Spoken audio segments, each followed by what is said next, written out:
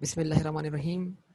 तो जनाब last class में हमने एग्जाम सप्लाईज और जीरो रेट सप्लाईज के ऊपर क्या की बात की। अब उससे आगे बात लेके चलते हैं, वो क्या है। तो आप जानते हैं कि जनाब जीरो रेट सप्लाई पे आप आउटपुट टैक्स चार्ज कर रहे होंगे 0% से। तो 0% का मतलब क्या, आउटपुट टैक्स की वैल्यू जीरो होगी।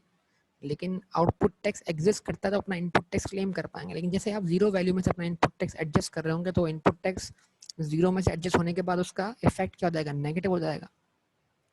इसका मतलब जीरो रेट सप्लाई पर आप क्या करेंगे, जो इनपुट टैक्स होगा फिर आप किससे क्लेम करेंगे, एफबीआर से रिफंड क्लेम कर लेंगे कि आपका जो इनपुट टैक्स है वो आपको रिफंड कर दिया जाए किस पर, जीरो रेट सप्लाई पर। तो अब जीरो रेट सप्लाई का रिफंड का क्या प्रोसीजर है, ये सेक्शन 10 एक्सप्लेन करता है और क्या है इस हवाले से डिटेल इसमें। Refund of input tax on zero rated supply, section 10। Refund of input tax on zero rate supply shall be made within 45 days of filing of return. Filing of return मतलब किसका, इनकम टैक्स का return नहीं बेटा, sales tax का return. और sales tax का return monthly file होता है। तो जब आप सेल्स टैक्स रिटर्न फाइल करेंगे उसमें अगर आप रिफंड क्लेम करेंगे तो वो रिफंड आपको सेल्स टैक्स रिटर्न फाइल करते ही 45 दिन में मिल जाना चाहिए। यानी वो अपना इनपुट टैक्स जिसके अगेंस्ट आपका आउटपुट टैक्स जीरो है, वो अगर आप क्लेम नहीं कर पा रहे तो आप उसका एफबीआर से रिफंड लें। क्योंकि वो इनपुट टैक्स जिसने भी आपसे लिया होगा उसने किसको जमा करवाया होगा, एफबीआर को। सिंपल सी बात है। क्योंकि आप आउटपुट टैक्स चार्ज कर रहे हैं जीरो, तो यानी आप अपने कस्टमर पे बर्डन शिफ्ट नहीं कर पा रहे, आप उससे जीरो आउटपुट टैक्स चार्ज कर रहे हैं। तो फिर जो आपका पे किया हुआ इनपुट टैक्स है वो किसकी जेब में, एफबीआर की जेब में, आप उससे रिफंड क्लेम कर लें ना। उसके बाद if a registered person is liable to pay any tax, default, surcharge, penalty payable under any law administered by FBR, यानी कि अगर आपके जिम्मे कोई टैक्स होगा, कोई डिफॉल्ट सरचार्ज होगा, कोई पेनल्टी होगी किसी भी ऐसे लॉ के तहत जो एफबीआर क्या करता है, मैनेज करता है, उसको एडमिनिस्टर करता है। यानी कि इनकम टैक्स हो गया, यानी कि सेल्स टैक्स खुद हो गया, या फेडरल एक्साइज ड्यूटी हो गई। तो अगर कोई भी लॉ जिसको एफबीआर क्या करता है, मैनेज करता है, उसके तहत कलेक्शन एफबीआर के पास आती है, तो एफबीआर के पास एक इख्तियार है कि वो आपको रिफंड देने से पहले आपके जितने भी ड्यूज हैं, चाहे वो इन केस ऑफ इनकम टैक्स हो, चाहे वो इन केस ऑफ सेल टैक्स हो, चाहे वो इन case of any default surcharge हो, चाहे वो इनकम टैक्स से डिफॉल्ट सरचार्ज हो, चाहे वो सेल्स टैक्स पे लगने वाला डिफॉल्ट सरचार्ज हो, चाहे वो इनकम टैक्स के लॉ के तहत लगने वाली पेनल्टी हो, चाहे वो सेल्स टैक्स के लॉ के तहत लगने वाली पेनल्टी हो, तो एफबीआर का ये इख्तियार है कि वो आपको रिफंड ये तमाम आपके ड्यूज माइनस करने के बाद देगा। तो लिखा हुआ क्या है, the refund of input tax shall be made after the adjustment of unpaired outstanding amount of tax, default surcharge and penalty. उसके बाद where there is a reason to believe that a person has claimed incorrect input tax credit, refund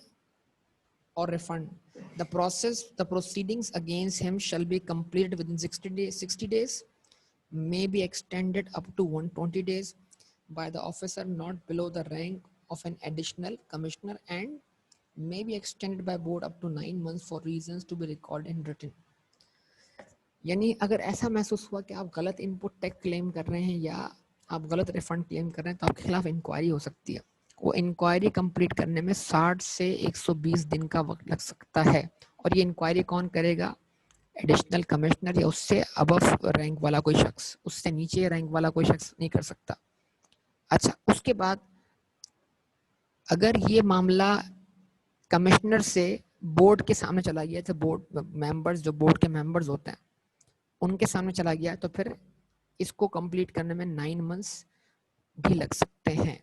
ठीक है, तो इसका मतलब क्या है कि अगर आपको आप रिफंड क्लेम करेंगे और उनको रिफंड वापस देने में कोई एतराज़ होगा, उस एतराज़ के लिए वो क्या करेंगे, आपकी इंक्वायरी करेंगे, ऑडिट भी करवा सकते हैं आपका, और वो टाइम लेंगे 60 से 120 दिन का नॉर्मली। लेकिन जब मामला एडिशनल कमिश्नर से या उससे अबव रैंक वाले पर्सन से बोर्ड ऑफ रेवेन्यू की तरफ चला जाएगा, तो फिर उसमें डिसीजन लेने के लिए कितना वक्त है, 9 मंथ्स का। 9 मंथ्स में फैसला करेंगे कि आपको रिफंड देना है या रिफंड नहीं देना। अच्छा जी, उसके बाद in case of delayed refund the FBR shall pay additional amount to the registered person. अगर रिफंड डिले करने में गलती किसकी थी, एफबीआर की थी, तो फिर इसका मतलब क्या है, एफबीआर आपको जो रिफंड देगा देर से, उस पर वो आपको पेनल्टी देगा।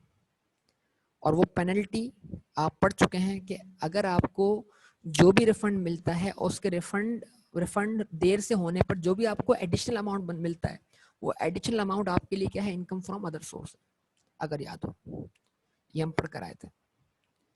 अच्छा, बड़ी इसमें कीमती बात क्या है कि देखें, आप एफबीआर को पेनल्टी पे करेंगे, वो पेनल्टी आपके लिए अलाउबल एक्सपेंस नहीं है, लेकिन एफबीआर आपको जब पेनल्टी देगा तो वो आपके लिए क्या है, इनकम है। तो ये बड़ी इंपॉर्टेंट बात है, क्योंकि वो इनकम फ्रॉम अदर सोर्स में क्या हो रही है, कवर हो रही है। अच्छा, उसके बाद जनाब लिखा हुआ क्या है कि एफबीआर वो आपको पेनल्टी देगा या इंटरेस्ट देगा, कैसे, at Karachi inter bank offered rate KIBOR पर एनम if there is no dispute on the claim of refund. अगर डिस्प्यूट, बगैर डिस्प्यूट किए, बगैर इंक्वायरी में जाए, एफबीआर आपका रिफंड डिले करता है बगैर किसी वजह के, तो फिर एफबीआर पेनल्टी देगा अगर वो 45 डेज में आपको रिफंड ना करे तो। ठीक है जी। और ये नीचे आपके सामने दोबारा बात आ गई याद दिलाने के लिए, क्योंकि आप इनकम टैक्स पढ़ चुके हैं। Additional amount if any receive on delayed refund from sales tax department is taxable for income tax purpose under the head income from other sources। तो जो आपको डिलेड रिफंड मिलेगा, उस पर जो एडिशनल अमाउंट मिलेगा, ऊपर, प्रिंसिपल नहीं। अगर आपका रिफंड जो है वो 1 लाख रुपए का है, और 1 लाख रुपए के रिफंड पर अगर आपको 5,000 रुपए क्या मिलता है, एडिशनल अमाउंट मिलता है, तो 5,000 आपके लिए क्या, इनकम फ्रॉम अदर सोर्स है। आपका जो ओरिजिनल रिफंड है, जो आपको मिला है ओरिजिनल, वो आपके लिए इनकम फ्रॉम अदर सोर्स नहीं है। ठीक है जी। तो ये कुछ बुनियादी बातें थी जो हमने यहाँ पे कवर की।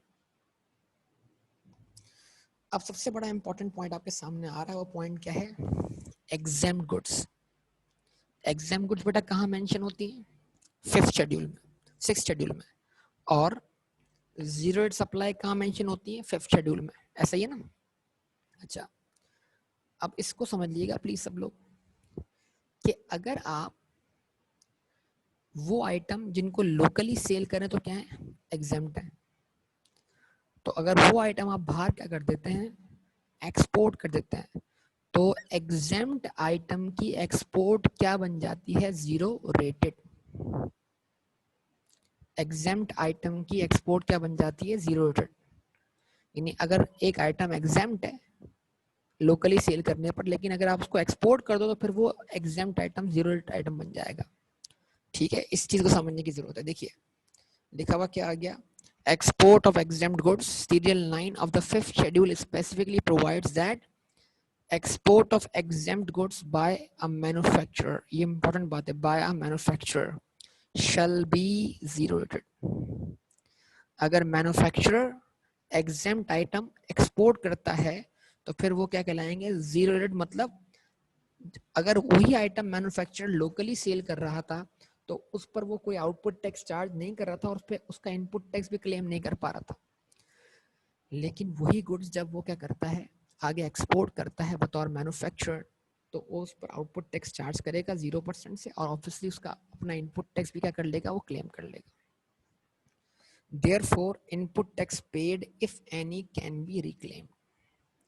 अब यहाँ पे सवाल आता है किस चीज का, difference between zero rate supply and exempt supply. Recently आ भी चुका है सवाल ये एग्जाम में। तो बजाहिर अगर हम देखें एक आम बंदे की नज़र से, तो एक आम बंदा क्या बोलेगा कि भाई आउटपुट टैक्स तो एग्जाम सप्लाई में भी चार्ज नहीं होता और जीरो रेट सप्लाई में भी चार्ज नहीं होता, कि हम टेक्निक बोलते हैं जीरो रेट सप्लाई पे आउटपुट टैक्स चार्ज होता है, कितना होता है, जीरो। तो जीरो तो कुछ है ही नहीं ना, मतलब अगर वैसे देखा जाए तो मतलब वो कोई टैक्स नहीं है, लेकिन वो जो हमारी टेक्निकल लैंग्वेज है उस सेंस में वो टैक्स एग्जिस्ट करता है कि हाँ भाई हम आउटपुट टैक्स चार्ज कर रहे हैं 0%। तो no input tax shall be charge and collected on both zero rated and exempt supplies, but input tax if leviable can be reclaimed only in respect of zero rate supply। बजाहिर exempt supply पर और zero rate supply पे कोई output tax charge नहीं हो रहा, लेकिन आप input tax किसका क्लेम कर सकते हैं, सिर्फ और सिर्फ जीरो रेट सप्लाई का। यानी एग्जाम सप्लाई का आपका इनपुट टैक्स क्या होगा, डेड हो जाएगा। The difference between zero rate supply and exam supplies in detail are as under.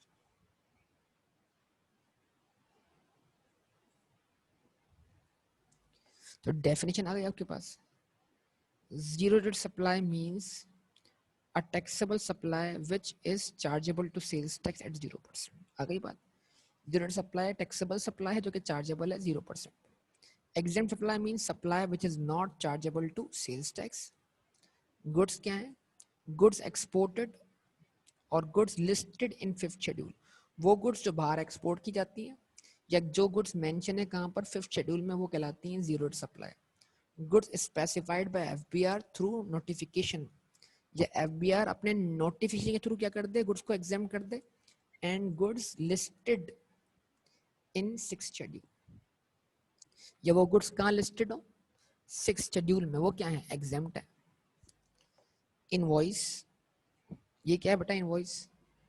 Tax invoice shall be raised but sales tax shall be charged at 0%. आप क्या करेंगे, tax invoice generate करेंगे लेकिन आप सेल्स टैक्स चार्ज करेंगे 0% पर. मतलब यानी कि आप इनवॉइस इशू करेंगे, वो प्रॉपर टैक्स इनवॉइस कहलाएगी और उस पर आप सेल्स टैक्स चार्ज कर रहे होंगे 0% पर. एग्जाम सप्लाई के अंदर आपको टैक्स इनवॉइस इशू करने की जरूरत नहीं है. अब इसका मतलब क्या, इसमें एक टर्म इस्तेमाल हुई टैक्स इनवॉइस. इनवॉइस तो बहुत सारी होती है. इनवॉइस तो इस बात का एविडेंस है कि आपने गुड्स बेची है. तो इनवॉइस होने में और टैक्स इनवॉइस होने में क्या है, फर्क है. तो टैक्स यानी जो सेल्स टैक्स का लॉ है वो इनवॉइस इसको मानता है, जिसको टैक्स इनवॉइस कहते हैं. अब टैक्स इनवॉइस क्या होती है आपके सामने आगे आ रहा है. अच्छा जी, इनपुट टैक्स क्रेडिट.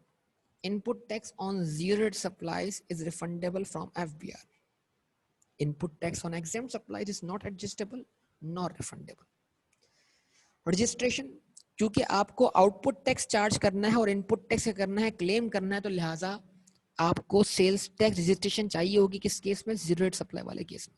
तो sales tax registration is required where a person wants to claim refund. और in case of exempt supply, sales tax registration is not required where a person is engaged in exclusively in examined supplies. मतलब वो businesses जो सिर्फ और सिर्फ examined supplies करती हैं, उनका सारा का सारा आउटपुट क्या है, एग्जाम्ड है, तो फिर उनको सेल्स टैक्स रजिस्ट्रेशन की जरूरत नहीं पड़ती. ठीक है जी. अब आप सोचें कि कौन सेल्स टैक्स पर्पस के लिए रजिस्टर्ड नहीं होगा. नंबर 1 रिकॉल करें पीछे से. Retailers other than specified retailer mention, या टियर 1 रिटेलर्स. ठीक है. अच्छा, कॉटेज इंडस्ट्री. कॉटेज इंडस्ट्री को भी सेल्स टैक्स रजिस्ट्रेशन की जरूरत नहीं है. अच्छा, नंबर 3, वो बिजनेसेस जिनका एक्सक्लूसिवली बिजनेस जो हो वो उन गुड्स का हो जिनको नाम लेकर एग्जेम्प्ट कर दिया गया है, उनको भी सेल्स टैक्स, यानी वो कोई और चीज नहीं बेचते, वो सिर्फ और सिर्फ क्या करते हैं. तो अगर एक बुक पब्लिशर है, अगर एक न्यूज़पेपर पब्लिशर है, अगर एक मैगजीन का पब्लिशर है, तो मैगजीन का पब्लिशर, न्यूज़पेपर का पब्लिशर ये सेल्स टैक्स रजिस्ट्रेशन नहीं लेगा ना, क्योंकि इसकी तो जो आइटम है वही एग्जाम्प्ट है. तो जिसकी सप्लाई एक्सक्लूसिवली एग्जाम्प्ट हो उसको सेल्स टैक्स रजिस्ट्रेशन नहीं लेनी. लेकिन अगर कोई शख्स ऐसा है जो पार्टली करता है सप्लाई किसकी, एग्जाम्प्ट गुड्स की, और पार्टली सप्लाई करता है किसकी, टैक्सेबल गुड्स की, तो फिर उस केस में ऑब्वियसली उसकी सप्लाई एक्सक्लूसिवली एग्जाम्प्ट नहीं है, क्योंकि पार्टली वो टैक्सेबल सप्लाई कर रहा है, तो फिर उस केस में उसको रजिस्ट्रेशन लेनी होगी किसकी, सेल्स टैक्स की. क्या यहां तक सारी बात क्लियर है? बोलिए.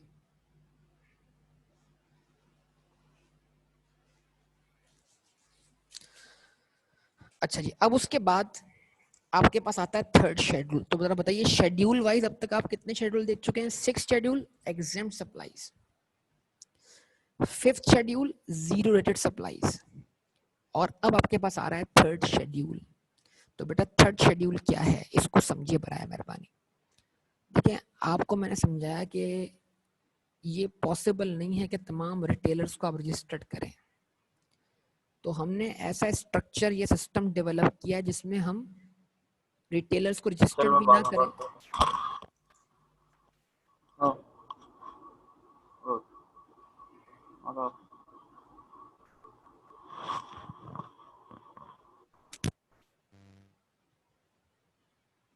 हमने ऐसा सिस्टम डेवलप किया है कि हमें रिटेलर्स को रजिस्टर्ड भी ना करना पड़े और सेल्स टैक्स भी क्या होता है, चार्ज होता है। देखिए, एक आम रिटेलर से आप जूस परचेज करते हैं, एक आम रिटेलर से आप क्या करते हैं, आइसक्रीम परचेज करते हैं, उन सब में सेल्स टैक्स इंक्लूसिव होता है।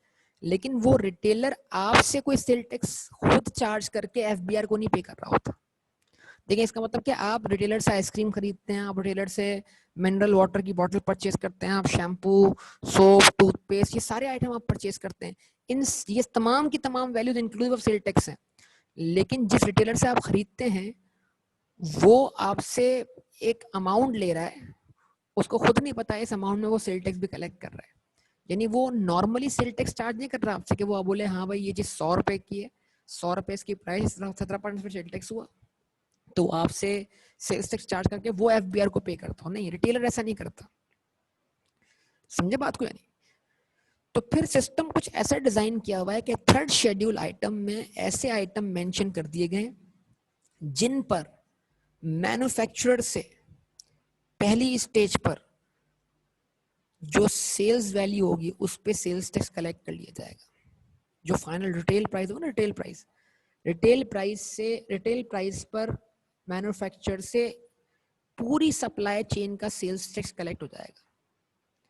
तो जब मैन्युफैक्चरर ही पूरी सप्लाई चेन का सेल टैक्स पे कर देगा किसमें, इनिशियल स्टेज पर ही, तो फिर लिहाजा सप्लाई चेन में लोग क्या करेंगे, बस उसको सेलिंग प्राइस का पार्ट बना के क्या करते रहेंगे, आपसे कलेक्ट करते रहेंगे। मतलब एफबीआर को तो इन प्रोडक्ट्स पर पहली स्टेज पर क्या हो गया, मैन्युफैक्चर से पूरा का पूरा सेल टैक्स कलेक्ट हो गया। तो ये टेक्निकल गुफ्तगू है, मेरी बात जरा गौर से सुनिएगा। देखें, आम तौर पे कोई भी मैन्युफैक्चरर हो, वो खुद जितने की गुड्स बेचता है उतने उस पर वो क्या करता है, सेल्स टैक्स चार्ज करता है। लेकिन थर्ड शेड्यूल आइटम वो आइटम है कि मिसाल के तौर पर नेस्ले कंपनी अगर एक जूस बेचती है जिसकी रिटेल प्राइस नेस्ले ने रखी हुई है कितनी, 30 रुपए, तो वो 30 रुपए जो है वो इंक्लूसिव सेल टैक्स है, यानी 17% लगाने के बाद है। तो अगर आप 30 को मल्टीप्लाई बाय 117 करेंगे और डिवाइड बाय 100 करेंगे तो आपको retail price exclusive sale tax मिल जाएगी। बताइए कितनी?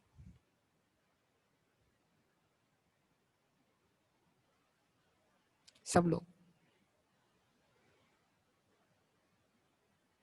बताइए कितनी? माशाल्लाह यार, 30 रुपए का जूस बेच रहा है वो, 40 का हो गया जूस क्या? कितने का है? 35 का, 40 का जूस?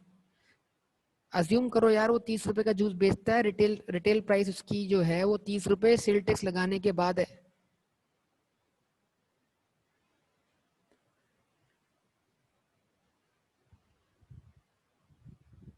अगर भाई, अगर 30 रुपए रिटेल प्राइस है, 17% सेल टैक्स चार्ज करने के बाद, तो सेल्स टैक्स चार्ज करने से पहले क्या कीमत थी?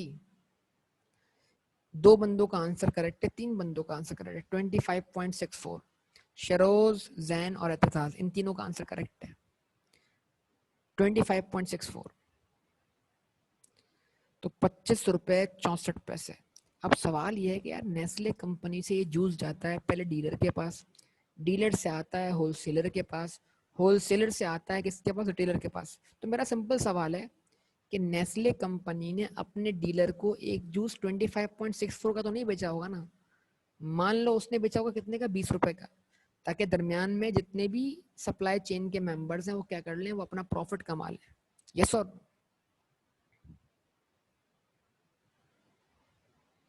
बोले सब लोग। अब फर्ज करें नेस्ले कंपनी अपने सप्लाई मतलब अपने डीलर को गुड्स बेचती है, एक जूस का डब्बा बेचती है 21 रुपीज का, और नेस्ले कंपनी ने जो रिटेल प्राइस रिकमेंड की हुई है वो कितनी है, 25.64 एक्सक्लूसिव सेल टैक्स। तो अगर ये थर्ड शेड्यूल, अगर जूस थर्ड शेड्यूल आइटम नहीं है, तो नेस्ले कंपनी जितनी वैल्यू ऑफ सप्लाई दे रही है 21, उसी पे सेल टैक्स चार्ज करेगी।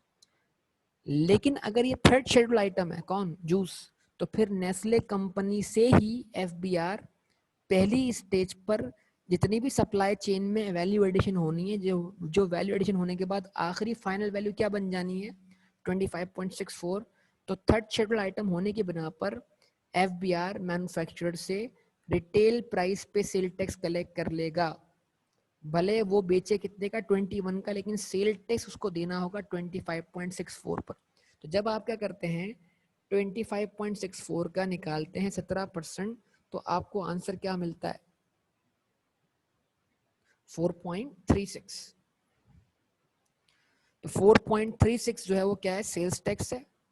अब आप मुझे बताइए नेस्ले कंपनी ने डीलर को जूस बेचा 21 रुपीज का, 21 का जरा निकालें 17%।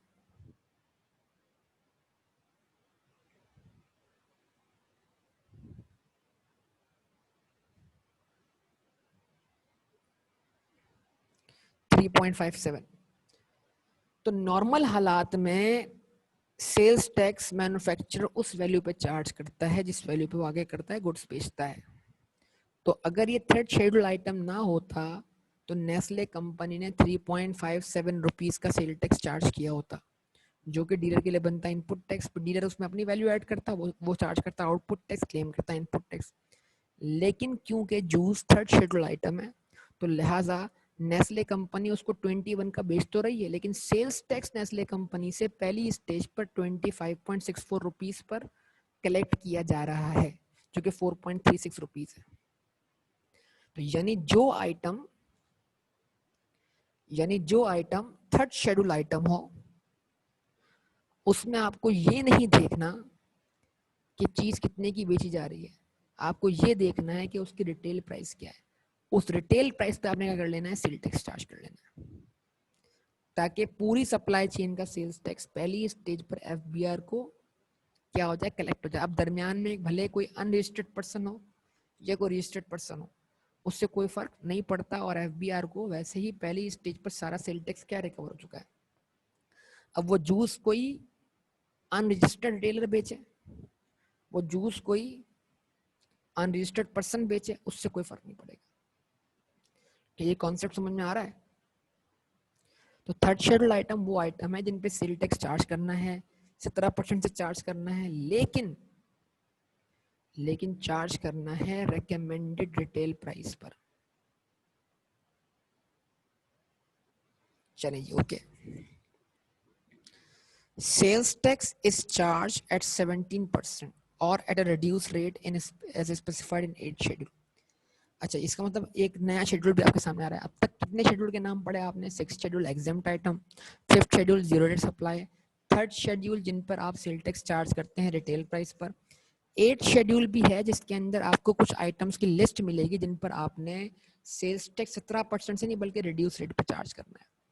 ठीक है, ये जो क्या कहते हैं मिल्क पैक और इस तरह के आइटम होते हैं ना, इन आइटम को 8 शेड्यूल में मेंशन किया हुआ है, और उन आइटम के ऊपर जो सेल्स टैक्स है वो रिड्यूस रेट पर है, 17% पर नहीं 10% पर है। खैर इतनी डिटेल में आपको आइटम का मालूमात नहीं है, लेकिन फिर भी मैं आपको बता रहा हूँ कि अगर एक प्रोडक्ट 3rd शेड्यूल में भी है और वो प्रोडक्ट 8th शेड्यूल में भी है, तो इस दोनों में होने का मतलब क्या है?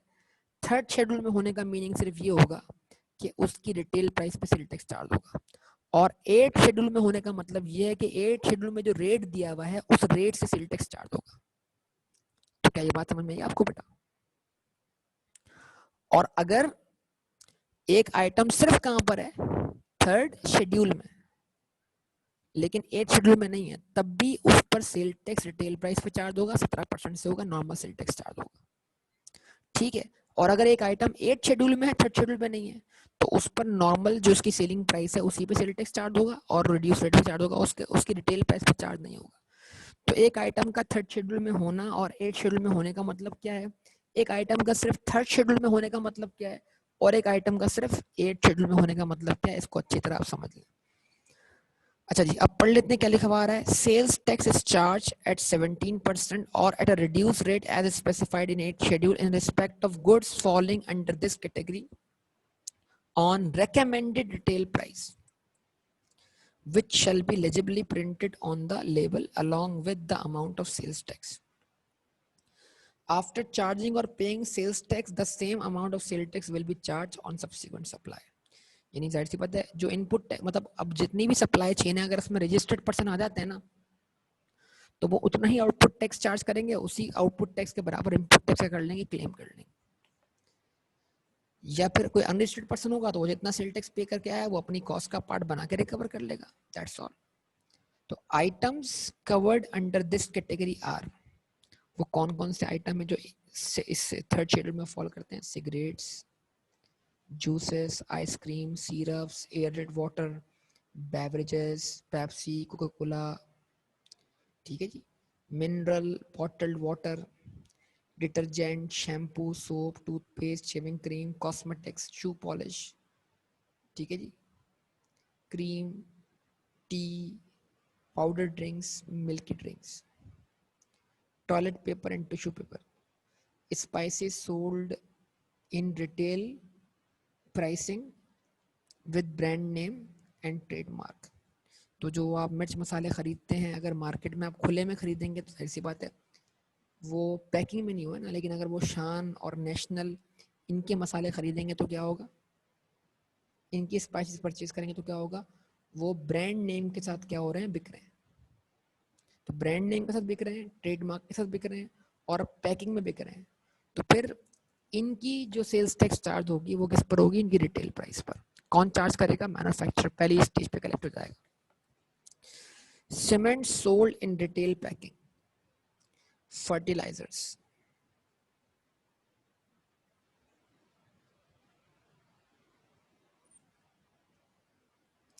household electrical goods including ACs, refrigerators, deep freezers, TV recorders and players, bulbs, tube lights, electric fans and irons, washing machine and telephone sets. Household gas appliances including cooking range, ovens, geysers and gas heaters. From products including spring mattresses, paints, lubricating oil, brake fluids sold in retail packing, auto parts, retail packing, storage, batteries, tires, tubes, excluding those sold to automotive manufacturers or assemblers.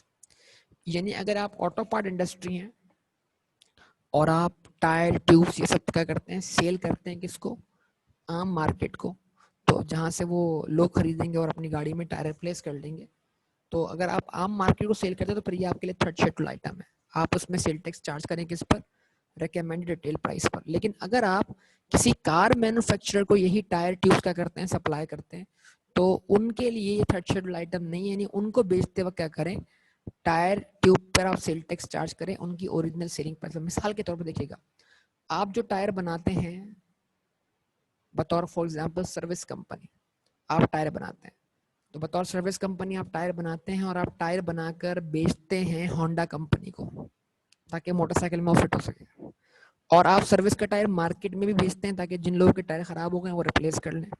तो जब आप tyre बना के बेचेंगे किसको, Honda company को, जो कि असेंबल करेगा मोटरसाइकिल में लगाएगा, तो उसके लिए ये टायर थर्ड शेड्यूल आइटम नहीं है। मिसाल के तौर पर अगर एक टायर की कीमत जो है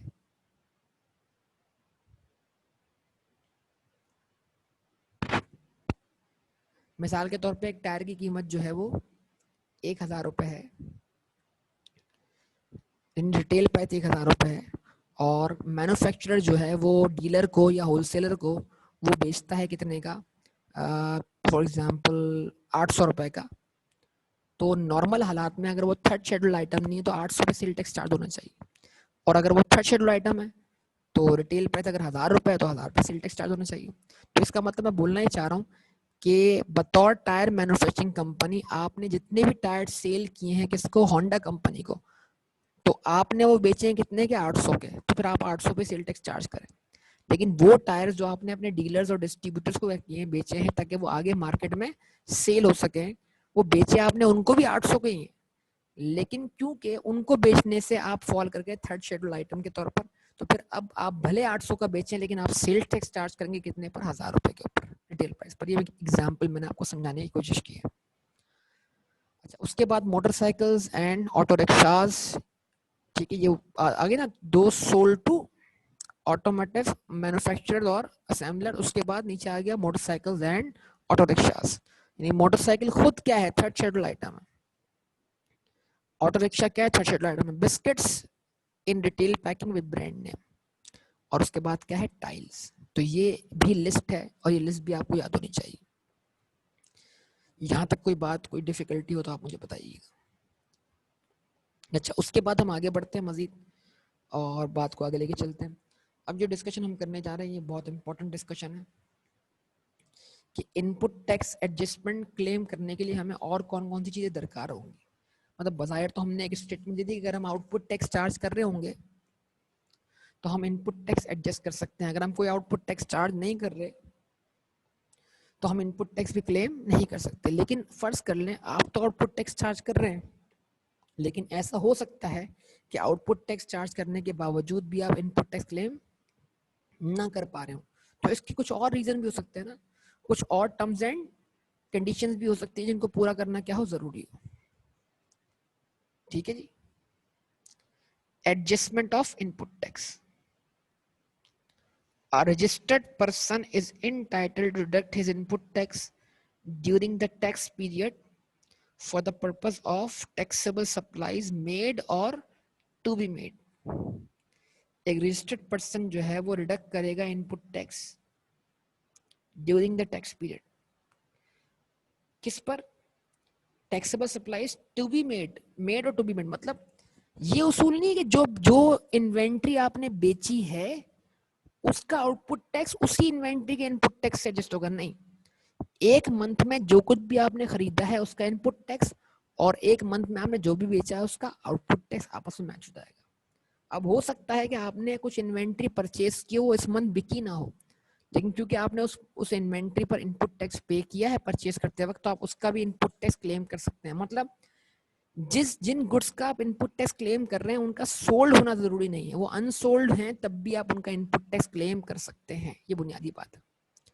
तो इसका मतलब ये उसूल कहीं भी नहीं लिखा हुआ कि जो गुड्स बेची हैं उनकी ही परचेस कॉस्ट पर आप इनपुट टैक्स क्लेम करेंगे, ऐसा नहीं है। उस मंथ में जो कुछ भी आपने परचेस किया इन्वेंट्री के तौर पर, अगर आपने उस पर इनपुट टैक्स पे किया उसका इनपुट टैक्स लें, और उस मंथ में आपने जो कुछ भी बेचा है उस पर आप आउटपुट टैक्स चार्ज करें और एडजस्ट कर लें ना। उसके बाद taxable supplies made or to be made, example stock not yet sold, from his output tax liability and for this purpose he must hold। यानी रजिस्टर्ड पर्सन यानी कोई इख्तियार है, इंटाइटल्ड है कि वो अपना इनपुट टैक्स क्लेम करे, किससे?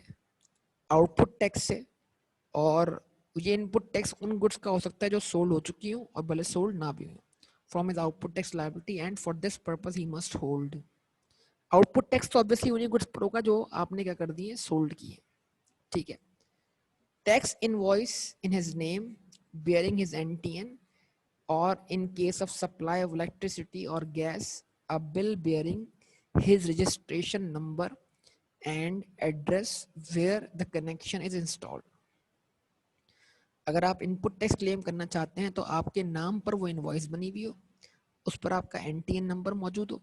और अगर आप इलेक्ट्रिसिटी और गैस के बिल्स का input tax, sale tax claim करना चाहते हैं तो फिर वो जो बिल है वो बिल ही आपके लिए इनवॉइस बन जाएगा और उस पर आपका रजिस्ट्रेशन नंबर और एड्रेस जहां पर कनेक्शन आपका इंस्टॉल हुआ है वो मेंशन होना चाहिए। अच्छा, उसके बाद क्या है? Goods declaration, that is what bill of entry in case of goods imported by him.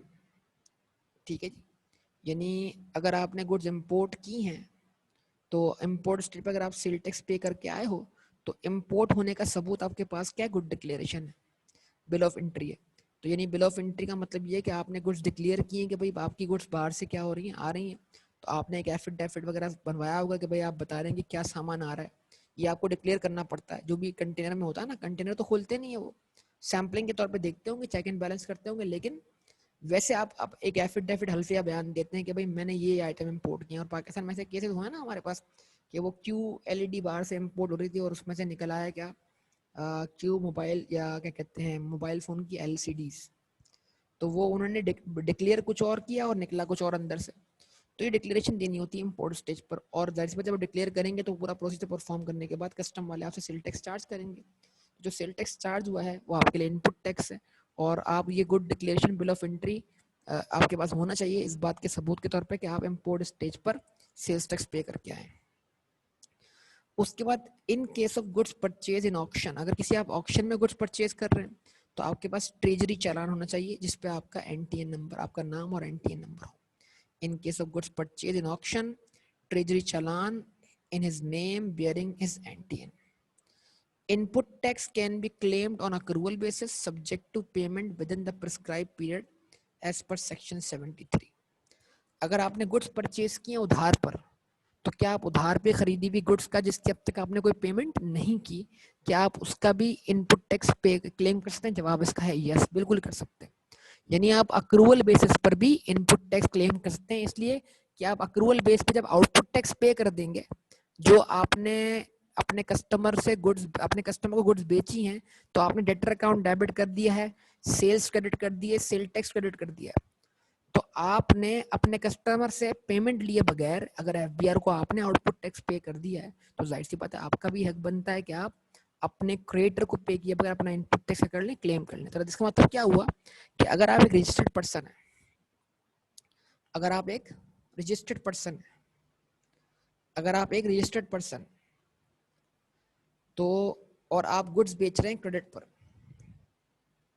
तो क्रेडिट पे गुड्स बेचने की आप क्या एंट्री पास करेंगे? बतौर सेलर, मिसाल के तौर पर आपने गुड्स बेची 100 रुपए की, और उस पर आपने 17% सेल टैक्स भी कलेक्ट करना है, तो आप बोलेंगे डेटर डेबिट 117 से, सेल्स क्रेडिट कितने से? 100 से, और सेल्स टैक्स क्रेडिट कितने से? 17 से, और ये आउटपुट टैक्स हो जाएगा आपका।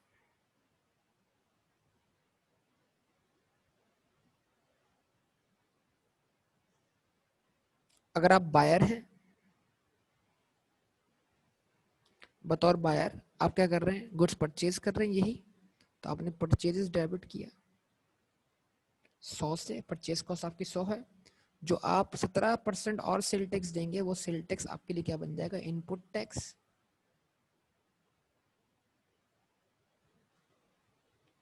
और इस वजह से आपको अपने क्रेडिटर को पेमेंट करनी है कितनी? 117।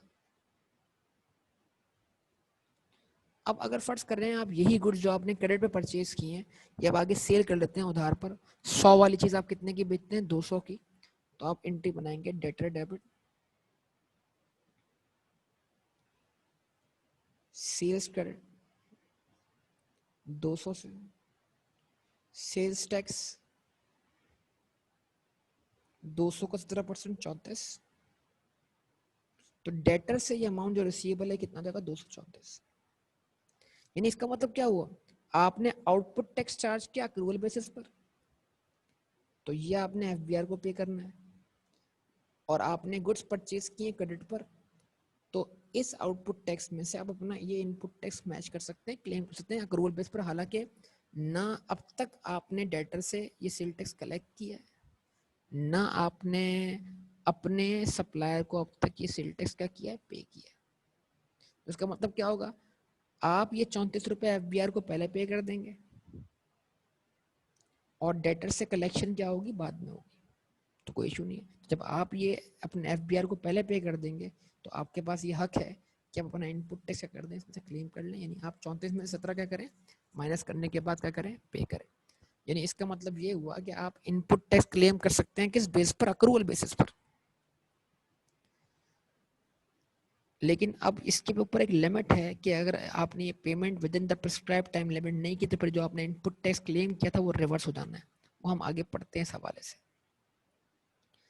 Input tax paid not on accrual basis with electric and gas bill can be claimed by registered customer, and in this case gas or electric bill shall be regarded as tax invoice.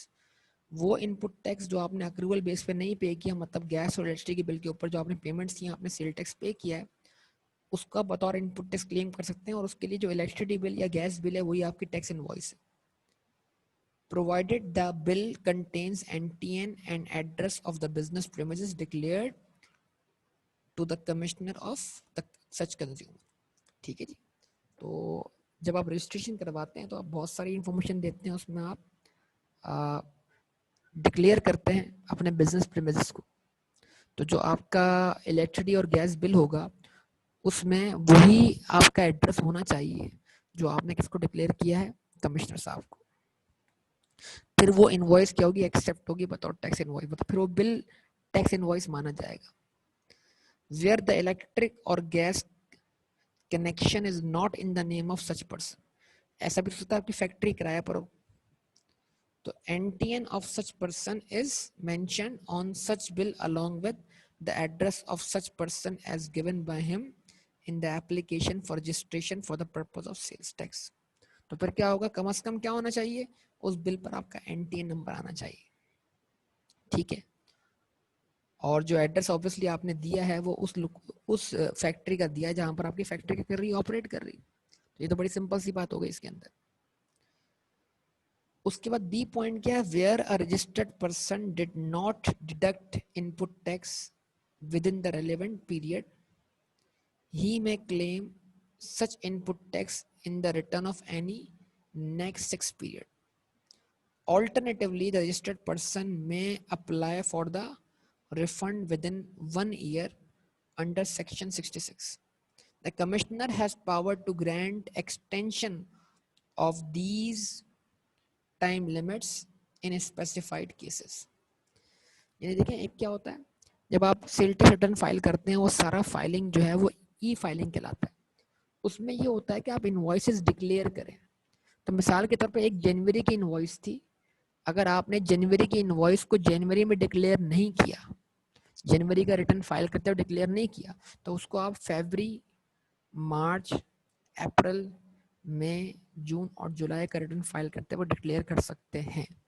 यानी अगर जिस period की invoice थी उस period में declare नहीं हो सकी, आप उसका इनपुट टैक्स डिक्लेयर करके क्लेम ना कर सके, तो फिर आने वाले 6 कंसेक्यूटिव टैक्स पीरियड जो हैं उसमें आप उस इनवॉइस को डिक्लेयर कर सकते हैं। इनवॉइस लेट मिली इसका रीजन ये हो सकता है, या फिर ऑल्टरनेटिवली आपके पास दूसरा ऑप्शन है कि आप उस इनवॉइस जिस इनवॉइस को आप डिक्लेयर ही नहीं कर पाए उसका आप क्या कर लें, FBR से रिफंड ले लें कि वो इनवॉइस डिक्लेयर नहीं हो सकी है। अच्छा, इसमें एक इशू ये होता है कि बहुत सारे स्टूडेंट कंफ्यूज होते हैं। वो किस चीज़ में होते हैं भाई, ऐसा होता है कि एक इनवॉइस आपने डिक्लेयर कर दी है, वो इनपुट टैक्स का ज़्यादा है और आउटपुट टैक्स कम है, तो एक्सेस इनपुट टैक्स आ रहा है आपके पास। तो एक्सेस इनपुट टैक्स को हम कैरी फॉरवर्ड करते हैं और वो कैरी फॉरवर्ड चलता रहता है लगातार। मतलब अगर एक इनपुट टैक्स, मिसाल के तौर पर इनपुट टैक्स की वैल्यू जो है वो 1,00,000 रुपए और आपके पास जो आउटपुट टैक्स है वो 80,000 रुपए है, तो इसका मतलब क्या हुआ, आपका इनपुट टैक्स एडजस्ट नहीं हो पाया। कितने से, 20,000 से। तो अगर वो इस मंथ में एडजस्ट नहीं हो पाया तो उसको अगले मंथ कर लें, कैरी फॉरवर्ड हो जाएगा। जब आप उसको अगले मंथ में ट्रांसफर करेंगे तो फिर वो अगले मंथ का ही इनपुट टैक्स माना जाएगा। इस चीज पे कोई लिमिट अप्लाई नहीं होती। तो देखिए, इनपुट टैक्स कैरी फॉरवर्ड एक अलग चीज है और इनवॉइस डिक्लेयर करना, एक इनवॉइस अगर डिक्लेयर ही नहीं हुई तो उसका इनपुट टैक्स सिस्टम में एंटर ही नहीं हुआ। कैरी फॉरवर्ड वो इनपुट टैक्स होता है जिसकी इनवॉइस सिस्टम में एंटर हो चुकी हो और आपके पास इतना सफिशिएंट आउटपुट टैक्स ना हो जिसके अगेंस्ट वो पूरा इनपुट टैक्स क्या हो सके, एडजस्ट हो सके। तो फिर एक्सेस इनपुट टैक्स क्या होता है, कैरी फॉरवर्ड होता है। ये दो बातें अलग अलग बातें हैं, इन दो बातों में अच्छी तरह फर्क करना सीख लीजिएगा लाजमी। ऐसे ही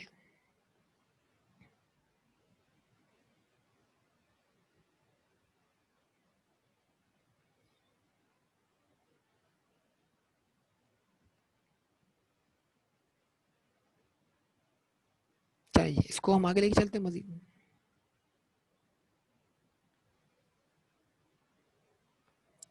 अब यहाँ पर आपके सामने कुछ सिचुएशन आने वाली हैं जिसमें आप इनपुट टैक्स क्लेम नहीं कर सकते। वो सिचुएशन जिसमें आप इनपुट टैक्स क्लेम नहीं कर सकते, भले आप इनपुट टैक्स क्लेम करने के लिए एलिजिबल हों, तब भी अगर आप इन बताई गई बातों में से किसी एक बात पर फॉल कर जाएंगे तो आप इनपुट टैक्स क्लेम नहीं कर सकते। ये लिस्ट भी आपको अच्छी तरह याद होनी चाहिए। In the following cases are registered person, आप रजिस्टर्ड हैं, आपने इनपुट टैक्स दिया है, आप आउटपुट टैक्स चार्ज कर रहे हैं फिर भी आप इनपुट टैक्स क्लेम नहीं कर सक रहे।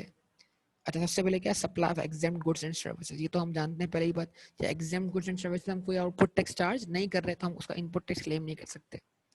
अच्छा, उसके बाद क्या है, goods and services not related to taxable supply और acquired for personal non business uses, example tissue paper purchase by manufacturer for his own use. ठीक है जी, तो क्या टिश्यू पेपर रॉ मटेरियल है, उससे आगे फर्दर प्रोडक्शन होनी है, या अगर एक फैक्ट्री या मैन्युफैक्चरर जो है टिश्यू पेपर खरीदता है तो वो उस टिश्यू पेपर का एंड कंज्यूमर बन गया। तो अगर आप किसी भी प्रोडक्ट के क्या बन जाते हैं बेटा, एंड कंज्यूमर बन जाते हैं, तो फिर आप उसका इनपुट टैक्स क्लेम नहीं कर सकते, सिंपल सी बात होगी। यस और नो, इस बात को समझा जाए। तो goods and services not related to taxable supplies और एक्वायर्ड फॉर पर्सनल और non business use, example tissue papers purchase by manufacturer for his own use. In this case, he will be direct consumer of such goods who cannot reclaim input tax. तो इस case में आप उन goods के direct consumer बन गए और सारा बर्डन आप पे गिर गया, आप उस बर्डन को आगे किसी और को सप्लाई नहीं कर पा रहे, शिफ्ट नहीं कर पा रहे, क्योंकि वो गुड्स आप अपने इस्तेमाल में ले रहे हो और वो इस्तेमाल भी रॉ मटेरियल वाला यूज नहीं है कि आप उसको इस्तेमाल करके कोई चीज बनाओगे, वो चीज को बना के आगे बेचोगे, तो बेच कर जब आउटपुट टैक्स चार्ज करोगे तो उसका इनपुट टैक्स क्या होगा, क्लेम होगा, ऐसा नहीं है। तो लिहाजा ऐसे तमाम आइटम्स का इनपुट टैक्स क्या हो गया, डेड हो गया। एग्जाम में सवाल आया कि आपके बिजनेस ने एक इलेक्ट्रिक केटल परचेज की ऑफिस में चाय बनाने के लिए, तो जरा बताइए उस इलेक्ट्रिक केटल पे जो आपने सेल टैक्स पे किया उसके आप क्या बन गए बेटा, एंड कंज्यूमर बन गए। आपके बिजनेस ने जो है वो फर्नीचर परचेज किया, तो फर्नीचर तो वैसे भी हम पीछे पड़ के आ चुके हैं, तो फर्नीचर अगर परचेज किया है और फर्नीचर उस बिजनेस का क्या है, डेप्रिशिएबल एसेट है, तो उस डेप्रिशिएबल एसेट पर आप इनपुट टैक्स क्लेम नहीं कर सकते। ठीक है ना, तो ये तमाम बातें आपके सामने हैं, मौजूद हैं, इन चीज़ों को ध्यान में रखिएगा। उसके बाद sales tax on services in respect of which input tax adjustment is barred under the respective provincial sales tax laws. अब होता यह है कि आप अपने बिजनेस में जो कि गुड्स की ट्रेड या मैन्युफैक्चरिंग का बिजनेस है, उस पर आप कुछ ऐसा सेल टैक्स पे करके आ चुके हैं जो कि फॉल करता है कहाँ पर, प्रोविंशियल सेल टैक्स। और प्रोविंशियल सेल टैक्स में वो सेल टैक्स जो होता है वो सर्विस पे लिया जाता है। मिसाल के तौर पे आपने कराची पोर्ट से रॉ मटेरियल जो आपने इंपोर्ट किया था उसको क्लियर करवाने के लिए कस्टम एजेंट की सर्विसेज, वो कस्टम एजेंट की सर्विस पे जो सेल टैक्स चार्ज हुआ वो अंडर प्रोविंशियल एक्ट चार्ज हुआ, और ये जो सेल टैक्स लॉ पढ़ रही है फेडरल लॉ है। तो सवाल बड़ा सिंपल सा है कि क्या आपने अगर इनपुट टैक्स पे किया है अंडर प्रोविंशियल लॉ, तो क्या उस प्रोविंशियल लॉ के तहत पे होने वाला इनपुट टैक्स आप फेडरल वाले आउटपुट टैक्स से एडजस्ट कर सकते हैं? जवाब है इसका यस, हाँ कर सकते हैं, अगर उस प्रोविंशियल लॉ ने ऐसा करने से मना ना किया। तो जब तक वो प्रोविंशियल लॉ उस टैक्स को फेडरल टैक्स से एडजस्ट होने का मना ना करे तब तक आप एडजस्टमेंट कर सकते हैं। यानी कि आपने टीसीएस को जो सेल टैक्स दिया वो भी सर्विस पे दिया, आपने कस्टम एजेंट को जो सेल टैक्स दिया वो भी क्या कहते हैं सर्विस के ऊपर दिया, वो सारा आपने बतौर इनपुट टैक्स दिया। तो क्या आप जो अपनी प्रोडक्ट्स बेच रहे हैं उसके आउटपुट टैक्स से ये सिन सर्विसेज सेल टैक्स वाला या प्रोविंशियल सर्विसेज सेल टैक्स वाला इनपुट टैक्स आप क्लेम कर सकते हैं? तो इसका जवाब यस है, अगर स्पेसिफिकली वो प्रोविंशियल एक्ट इसको एडजस्ट करने से मना ना करता हो। ये चीज़ ध्यान में रखिएगा। तो एग्जाम में आपके लिए ये पॉइंट ज़रूरी है, लेकिन एग्जामिनर अगर बोल दे कि भाई प्रोविंशियल लॉ ने इसको एडजस्ट करने से मना किया, तो फिर आप जाहिर सी बात है आप उसको एडजस्ट नहीं कर पाएंगे। Input tax on fake invoices, जाली इनवॉइस पे आप इनपुट टैक्स क्लेम नहीं कर सकते। देखिए अभी सवाल बड़ा अजीब लगता है पढ़कर कि सर जाली इनवॉइस पे कौन क्लेम करेगा। देखिए होता ऐसा नहीं है, ये पॉइंट इस सेंस में नहीं लिखा हुआ। बहुत से लोग फेक इनवॉइसेस पे इनपुट टैक्स क्लेम कर लेते हैं, लेकिन चूंकि आप फेक इनवॉइस पे इनपुट क्लेम नहीं कर सकते, तो लिहाजा अगर उन्होंने क्लेम किया होगा तो उनका इनपुट टैक्स जब भी पता लगेगा इनवॉइसेस क्या है, फेक हैं, तो वो इनपुट टैक्स क्या हो जाएगा, उनका रिवर्स हो जाएगा और उनके खिलाफ जो है क्या कहते हैं फ्रॉड का केस बनेगा। पर ये सारी बातें आप जानते हैं। तो मतलब ये इस सेंस में नहीं है कि भाई देखें इनपुट टैक्स आप क्लेम नहीं कर सकते। किसी ने कोशिश की होगी क्लेम करने की, शायद उसको एडजस्टमेंट मिल गई हो, लेकिन अगर ये पता लग जाए कि इनवॉइस फेक है तो फिर वो इनपुट टैक्स रिवर्स होगा बाद में, फेक इनवॉइस होने की बिना पर, और उसके खिलाफ एक्शन भी लिया जाएगा। Goods in respect of which sales tax has not been deposited into the government treasury by the supplier, यानी आपने जिससे गुड्स परचेज की हैं उसने आपसे चार्ज किया आउटपुट टैक्स, वो आपका बनेगा इनपुट टैक्स। तो वो जो आपका इनपुट टैक्स है वो किसी और पार्टी का आउटपुट टैक्स है, तो वो आउटपुट टैक्स उस पार्टी ने एफबीआर को पे कर दिया हो, मतलब गवर्नमेंट की ट्रेजरी में वो पैसा जमा हो चुका हो। तो जब जमा हो चुका होगा, जिस चीज को आप इनपुट टैक्स क्लेम करना चाह रहे हैं ना, दूसरी पार्टी ने उसको बतौर आउटपुट टैक्स एफबीआर को पे कर दिया हो, तभी आप उसको क्लेम कर पाएंगे।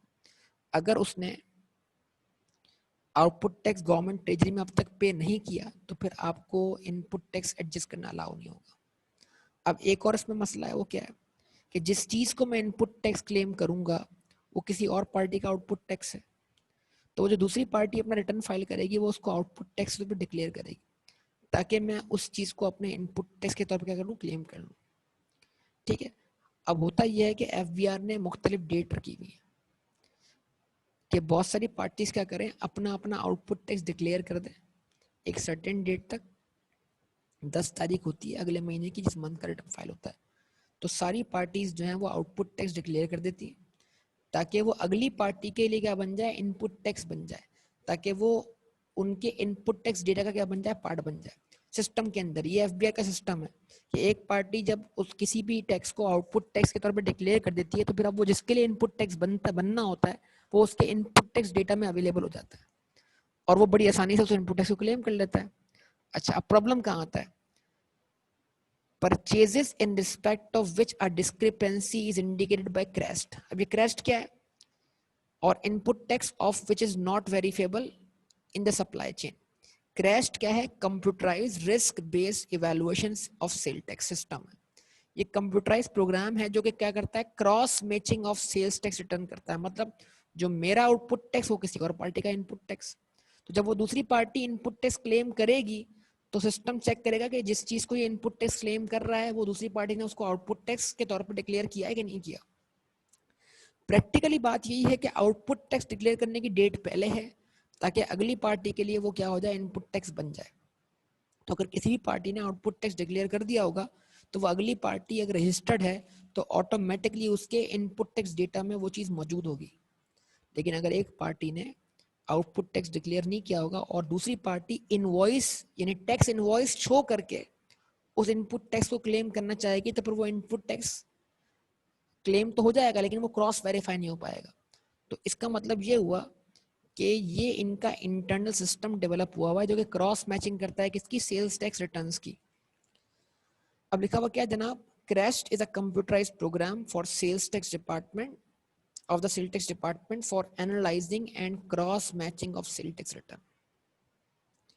उसके बाद goods and services may be specified by the FBR which have not been declared by the supplier in the return at the time of filing of return by the buyer.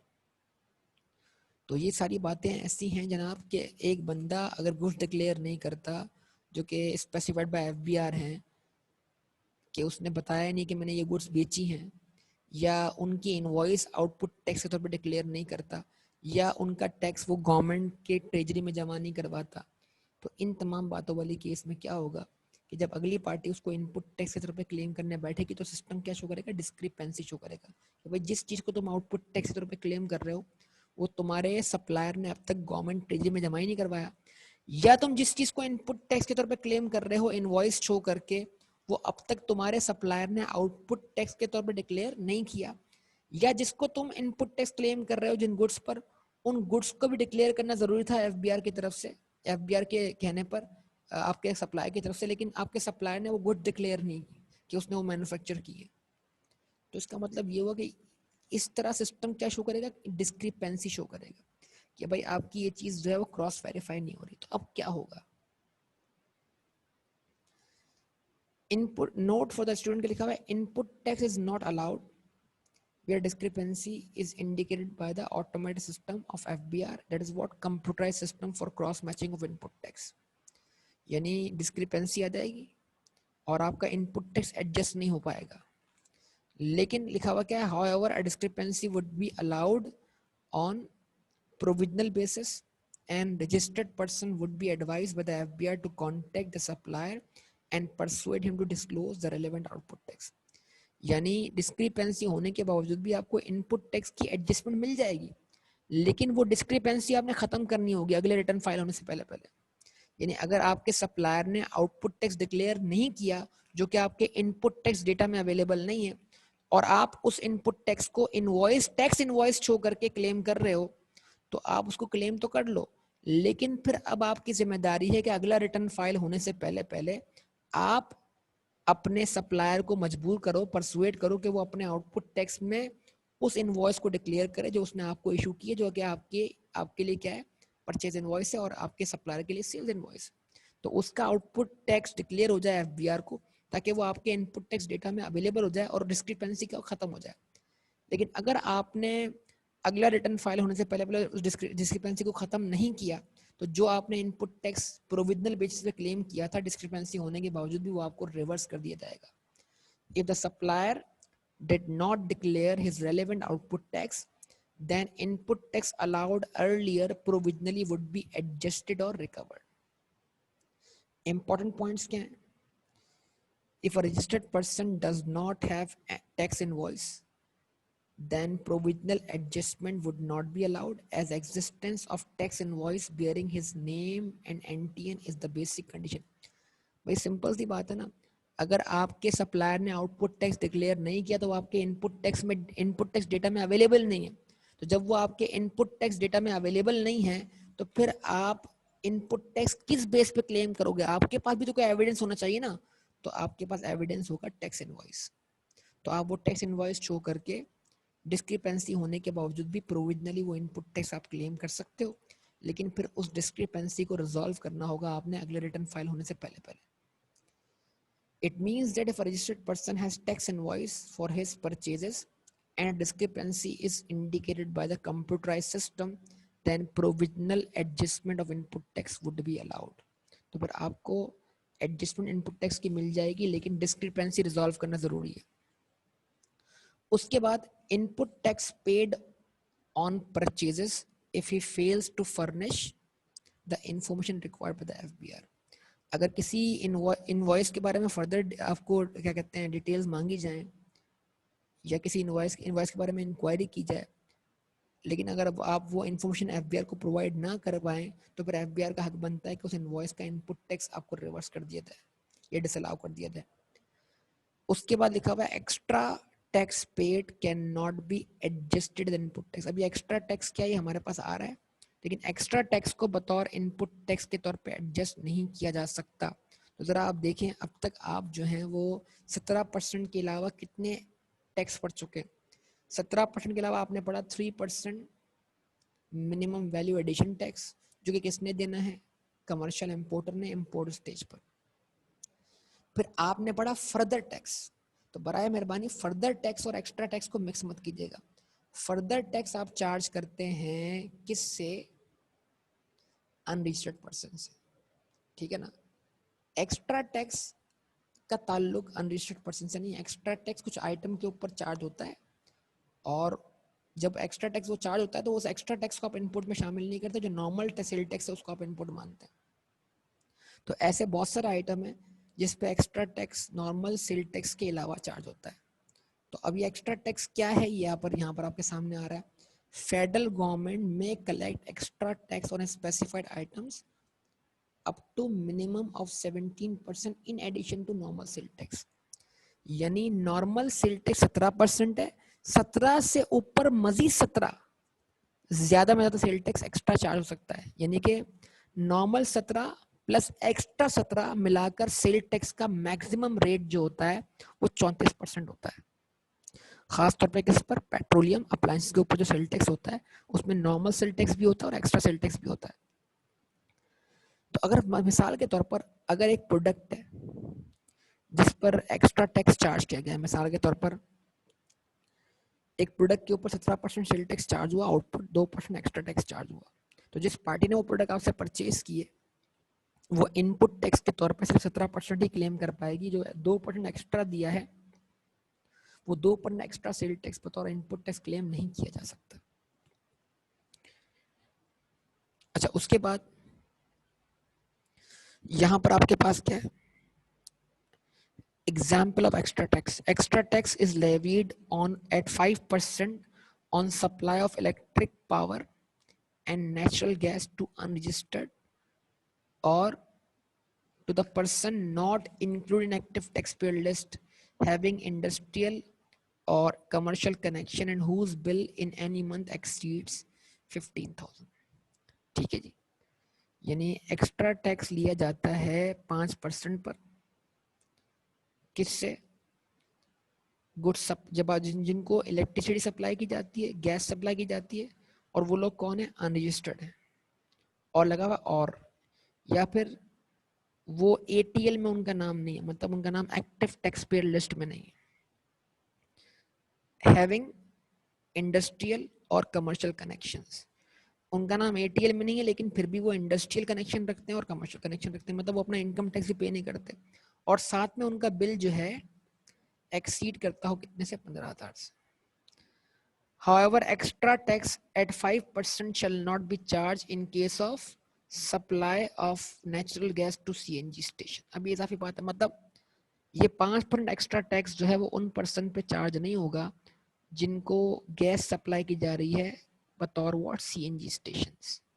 इसके अलावा अगर gas supply की, मतलब अगर CNG station क्या हो, unregistered हो, तब भी ये 5% एक्स्ट्रा टैक्स चार्ज नहीं होगा।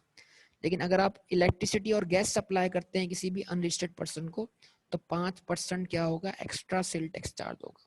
अब जरा समझिएगा मामला क्या, मामला ये है कि अगर आप इलेक्ट्रिसिटी सप्लाई करते हैं अनरजिस्टर्ड पर्सन को, तो इसका मतलब ये हुआ कि आप उससे चार्ज करेंगे 17% normal sale tax, 3% further charge करेंगे कि वो अनरजिस्टर्ड है, और 5% क्या करेंगे, एक्स्ट्रा चार्ज करेंगे।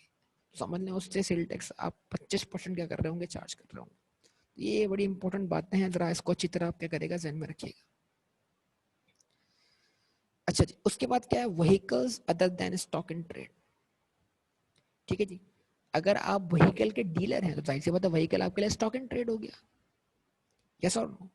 अगर आप व्हीकल के मैन्युफैक्चरर हैं तो व्हीकल आपके लिए क्या हो गया, स्टॉक इन ट्रेड हो गया, इन्वेंट्री हो गया, यस और नो, बोलिए। तो फिर तो आप सेल टैक्स चार्ज भी कर रहे होंगे, इनपुट टैक्स क्लेम भी कर रहे होंगे। लेकिन अगर आप व्हीकल आपके लिए क्या है, डेप्रिशिएबल एसेट है, तो फिर आप उसका इनपुट टैक्स क्लेम नहीं कर सकते, ये बात आप पढ़ चुके हैं। लेकिन कुछ व्हीकल ऐसे हैं जिनको आप यूज भी कर रहे हो तो वो मशीनरी की तरह इस्तेमाल हो रहे होते हैं, तो उनका फिर आप इनपुट टैक्स क्लेम कर सकते हैं। Fork lifting vehicle is treated as machinery as per appellate authorities decision and therefore input tax can be claimed on fork lifting vehicle। तो आप देखते हो अक्सर जो एक गाड़ी होती है जो दूसरी गाड़ी को उठा के ले जाती है, उसको कहते हैं फोक लिफ्टिंग व्हीकल, ठीक है ना। तो उसमें मशीनरी एलिमेंट भी है और व्हीकल एलिमेंट भी है, तो उसको अगर मशीनरी मान लिया जाए तो फिर उसका इनपुट टैक्स क्लेम हो सकता है। लेकिन आमतौर पे जो व्हीकल्स होते हैं जिनको आप अदरवाइज स्टॉक इन ट्रेड इस्तेमाल करते हैं, यानी कि डेप्रिशिएबल एसेट के तौर पर इस्तेमाल करते हैं, उनका आप इनपुट टैक्स क्लेम नहीं कर सकते। Building materials including cement, paints, electric and gas appliances, pipe, sanitary fittings etcetera otherwise than stock in trade. अगर आपने बिल्डिंग कंस्ट्रक्ट करवाई है अपने बिजनेस के लिए तो उस पर जो सीमेंट खरीदी थी उसका इनपुट टैक्स डेड हो गया, वो आप क्लेम नहीं कर सकते। पेंट्स करवाए उसका भी इनपुट टैक्स डेड हो गया।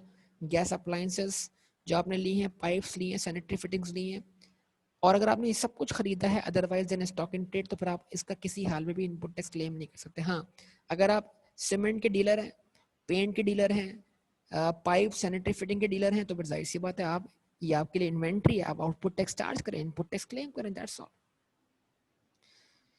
Input tax can be reclaimed on pre fabricated buildings. अब ये प्री फैब्रिकेटेड बिल्डिंग क्या होती है, ये कंटेनर आपने देखा होगा, खान साहब ने इस्लामाबाद में धरना दिया था और वो कंटेनर एक लगाया हुआ था, उसमें वो अंदर जाके बैठ जाते थे, यहाँ पे टेलीविजन वाले आके उनसे इंटरव्यू लिया करते थे, अंदर से वो कंटेनर लगता था, एक घर अच्छा सा कमरा बना हुआ है, उसमें एसी भी लगा हुआ है। तो ये जो ऐसा कंटेनर जिसमें आपने रूम वगैरह बनाया हुआ होता है ना, जो अक्सर बिल्डर्स बनवा लेते हैं, या किसी ऐसी लोकेशन पे जो साइट्स होती हैं जहाँ पे क्या कहते हैं जनाब, कोयले के लिए काम हो रहा होता है, मुख्तलिफ क्या कहते हैं कोयले की कानें होती हैं, माइंस होती हैं, वहाँ पर रहने के लिए जो टेम्परेरी तौर पर प्री फैब्रिकेटेड बिल्डिंग्स बनाई जाती हैं, मतलब जिनको एक जगह से दूसरी जगह मूव किया जा सके। तो फिर ये जो प्री फैब्रिकेटेड बिल्डिंग है ना, इन पर जो आपने सेल टैक्स पे किया इसको आप बतौर इनपुट टैक्स क्लेम कर सकते हैं। उसके बाद इंपोर्ट और purchase of agriculture machinery subject to sales tax at reduced rate under 8 schedule, यानी जो आप इंपोर्ट करते हैं या परचेज करते हैं क्या एग्रीकल्चर मशीनरी, उसका आप इनपुट टैक्स क्लेम नहीं कर सकते अंडर 8 शेड्यूल, यानी अगर आपने उनको रिड्यूस रेट पे परचेज किया है तो, यानी कि अगर आप रिड्यूस रेट पर इंपोर्ट करते हैं या परचेज करते हैं एग्रीकल्चर मशीनरी तो आप उसका इनपुट टैक्स क्लेम नहीं कर सकते। अच्छा, मशीनरी का भी इनपुट टैक्स क्लेम करने के लिए आपके आउटपुट पे सेल टैक्स चार्ज होना जरूरी है, जो मशीनरी उसको प्रोड्यूस करे। अगर आपका आउटपुट एग्जेम्प्ट है तो जो मशीनरी उस आउटपुट को प्रोड्यूस कर रही है उसका इनपुट टैक्स भी आपके लिए क्या हो गया, डेड हो गया। ये भी ध्यान में रखिएगा।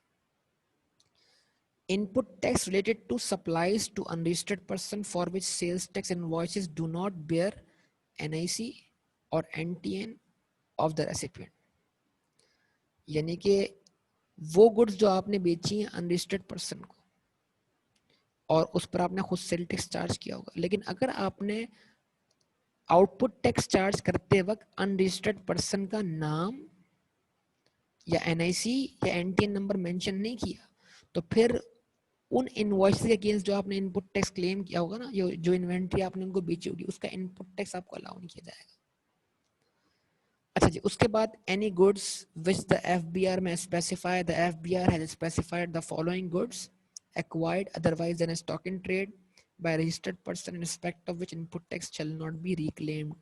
ये तमाम आइटम वो हैं जो अगर आप खरीद रहे हैं otherwise an stock in trade यानी अपने इस्तेमाल के लिए तो आप इनका इनपुट टैक्स क्लेम नहीं कर सकते। Food, beverages, garments and consumption on entertainment. ठीक है जी। तो अगर मीटिंग के अंदर आप देखते हैं जूसेस रखे जाते हैं, फूड रखा जाता है, जो मीटिंग्स होती हैं, AGM होती है, उसके अंदर भी आप फूड खरीदते हैं अपने शेयर होल्डर्स के लिए, उनको खाना खिलाते हैं, तो आप रजिस्टर्ड पर्सन तो हैं लेकिन आप यहाँ पर जो फूड या बेवरेजेस परचेज कर रहे हैं अपने स्टेक होल्डर्स को या शेयर होल्डर्स को देने के लिए, उस केस में आप क्या बन गए, उस प्रोडक्ट के एंड कंज्यूमर बन गए। वो आप किसी टैक्सेबल सप्लाई को जनरेट करने के लिए इस्तेमाल नहीं कर रहे, तो लिहाजा उनका इनपुट टैक्स क्या हो गया, डेड हो गया। Gifts and give Awez including diaries and calendar, आप देखते हैं अक्सर नया साल शुरू होता है, कंपनीज क्या करती है, मुख्तलिफ किस्म की डायरी छपवाती है, कैलेंडर छपवाती हैं, हो सकता है उन पर वो इनपुट टैक्स बेयर करके आए हो, सेल टैक्स दिया हो, लेकिन जब वो गिफ्ट दे रहे हैं तो उस पर यानी वो एक तरह से क्या हो गया, उसके एंड कंज्यूमर हो गए, वो आगे किसी को गिफ्ट दे रहे हैं, तो लिहाजा वो उसका आउटपुट टैक्स कोई चार्ज ही नहीं कर रहे, तो उसका इनपुट टैक्स क्लेम कैसे कर सकते हैं। उसके बाद supply of electricity and gas to residential colonies, कि वो गैस और इलेक्ट्रिसिटी जो कि आपकी फैक्ट्री की रेजिडेंशियल कॉलोनी में आ रही है उसका इनपुट टैक्स आप क्लेम नहीं कर सकते। Office equipment excluding electronic physical cash register, furniture and fixture, तो ऑफिस इक्विपमेंट, कंप्यूटर पर, फर्नीचर फिक्सचर पर, इन चीज़ों का आप इनपुट टैक्स क्लेम नहीं कर सकते। हाँ, अगर आपके पास एक मशीन है जो टैक्स इनवॉइस इशू करती है जिसको हम बोलते हैं इलेक्ट्रॉनिक कैश फिजिकल रजिस्टर, तो उस मशीन के ऊपर अगर आप कोई सेल टैक्स पे करके आए तो उसको आप इनपुट टैक्स के तौर पे क्लेम कर सकते हैं। क्रॉकरी एंड कटलरी, खाने पीने के लिए आपने सामान रखा हुआ है, प्लेट वगैरह रखी हुई है अपने ऑफिस के अंदर, जो कि आपके लिए स्टॉक एंड ट्रेड नहीं है, आपका कटलरी और क्रॉकरी का क्या कहते हैं कारोबार नहीं है, वो तो आपने अपने यूज में रखी हुई है, तो लिहाजा आपने अगर खरीदते वक्त कोई सेल टैक्स दिया है तो वो सेल टैक्स आपके लिए डेड हो गया, आप उसको क्लेम नहीं कर सकते। तो ये तमाम बातें आपके सामने हैं यहाँ पर और ये बातें आप देख सकते हैं, समझ सकते हैं। तो यहाँ तक इसको हम स्टॉप करेंगे, इंशाल्लाह बाकी बातें हम करेंगे अगली क्लास में। तो ये लिस्ट आप एक दफ़ा नहीं, 2 दफ़ा नहीं, 3 से 4 दफ़ा पढ़ें और अच्छी तरह इसको सुने, ठीक है। तो फिर आपके दिमाग में चीज़ें आहिस्ता आहिस्ता बैठना शुरू होंगी, हैं डिटेल वाली चीज़ें सारी की सारी। ओके बेटा, यहाँ तक स्टॉप करेंगे। अल्लाह हाफ़िज़।